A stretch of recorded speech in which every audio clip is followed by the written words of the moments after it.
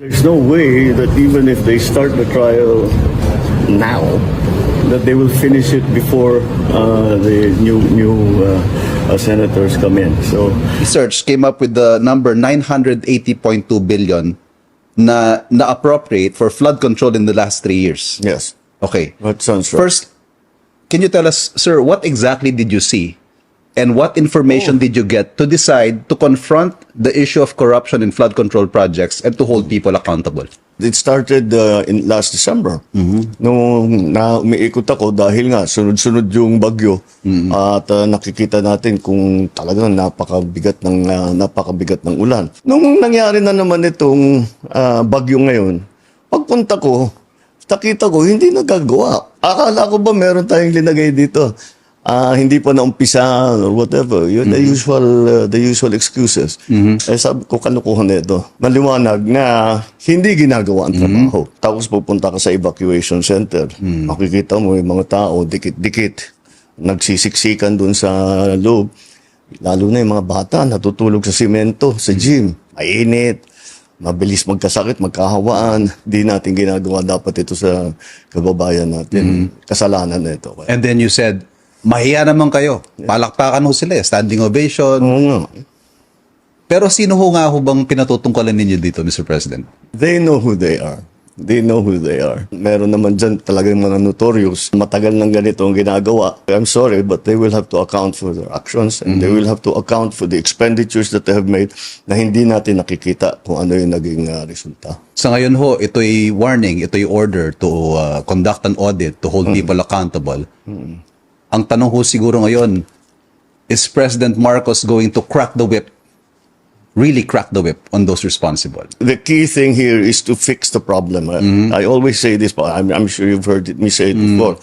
Fix the problem, not the blame. You cannot fix the problem without knowing who to blame. Yes. So that one thing follows another. So for us to fix the problem, we have to know what happened and where did it go wrong at sinong dapat managot. Meron dapat naman managot dahil sa dinadaanan na hirap na dinadanas ng ating mga kababayan. They have to be told who is responsible and somebody has to answer for their suffering. Paano ho kung kaalyado ninyo? Sorry na lang. Hindi na kita kaalyado kung ganyan ang ginagawa mo. Ayaw na kitang kaalyado. Okay. Naging focus po ninyo dito sa pagpapanagot, yung pag-mention nyo sa SONA, yung flood control projects. Pero in your own words, sir, sabi nyo, alam ng buong madla na may mga kumikickback sa mga government projects. The World Bank puts it at 20%. Yung 20% daw ng annual budget ng Pilipinas na pupunta sa corruption. Yeah. How far are you going to take this, sir? Will this also extend to other projects na hindi mga flood control na posibleng kumikickback din ng mga opisyal ng gobyerno? It has to be evenly applied. Hindi naman maaari, dito lang tayo nag-audit, dito lang tayo naghahanap ng mananagot. Kailangan lahat, kung sino man may naging kasabwat dito sa ganyang klaseng pagtrabaho, kasi sorry na lang, kagaya na sabi ko, sorry na lang. May calls ho to have a third party conduct this audit, this review of all these projects. Well, wag daw pong DPWH. What's your take on this? Hindi talaga DPWH. Hiningi lang natin, hindi nang hiningi, kinuha na natin yung listahan. Kaya yung mahalaga doon sa aming pinag-usapan na isa sa publiko natin. So malalaman ng tao, yung tiga doon, barangay 1, 2, 3, sasabihin, tiga namin yun, wala naman kami nakitang ganito Di isumbong nila. So that applies to anything, to all of the projects that will happen. I'm sure maraming magsusumbong dyan.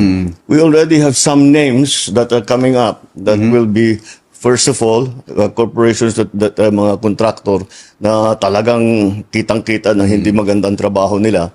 So, we will put them on a blacklist. Hindi na sila pwedeng magkontrata sa gobyerno. Number 2, lahat ito, yun na nga, kakasuhan natin. Sasabihin natin, saan napunta yung pondong ito? Saan napunta sa ganyan?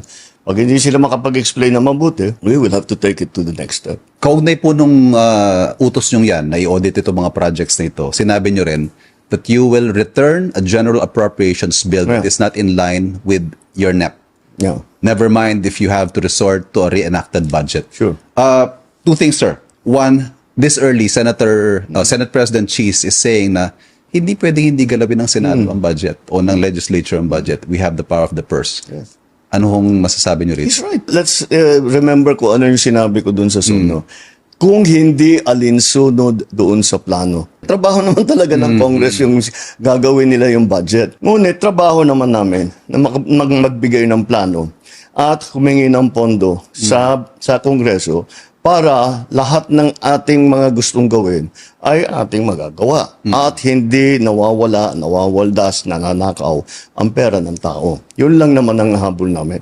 But that's the process. The process is the executive, the offices under the executive department make a budget request. It is then transmitted in the NEP to the Congress. Tapos susuriin na ngayon yan. Meron sasabihin, yung mga changes na Ang gano'n. tinutukoy niyo po yung mga lantarang insertion na tatanggalin dito, lilipat sa ganyan. Yung pinakamalaking naging problema, yung foreign assisted project, tinanggal halos lahat ng funding. Kailangan natin ibalik yun dahil importante yung mga foreign assisted projects. At saka sinisira pati yan ang reputation natin. Yes. And the worst part of this all, yung napupunta, kuminsan yung mga project na hindi maganda, napupunta sa unappropriated. Ano yun? Utang yun. Nangungutang tayo para mangrakot itong mga ito. Sobra na yun. Sobra na yun. Secondly, I said there are 2 points related to this question, sir. Are you prepared to reenact a budget? Oh, yes. Hindi na ho siya responsive sa mga plano ng administrasyon ninyo? Well, yes, I'm willing to reenact the budget if that's what we'll have to do. Since I made it already, I made New Year's Day the hard deadline. I'm sure we will find it. Kung talagang napakabigat ng ulan. Nung nangyari na naman itong bagyo ngayon, pagpunta ko, nakita ko, hindi nagagawa. Akala ko ba meron tayong linagay dito?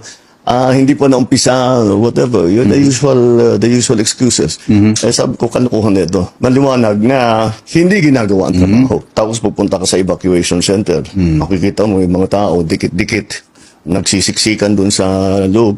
Lalo na yung mga bata, natutulog sa simento, sa gym. Mainit, mabilis magkasakit, magkahawaan. Di natin ginagawa dapat ito sa kababayan natin. Kasalanan na ito. And then you said, mahiya naman kayo. Palakpakan ho sila, standing ovation. Oo nga. Pero sino ho nga ho bang pinatutungkalan ninyo dito, Mr. President? They know who they are.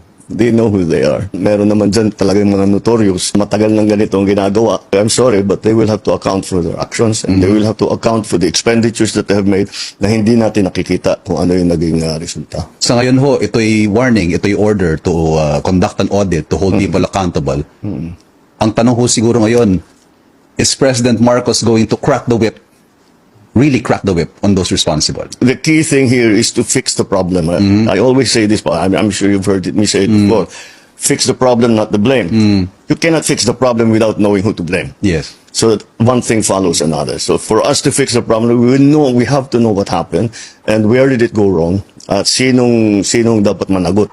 Meron dapat naman managot dahil sa dinadaanan na hirap na dinadanas ng ating mga kababayan. They have to be told who is responsible and somebody has to answer for their suffering. Paano ho kung kaalyado ninyo? Sorry na lang.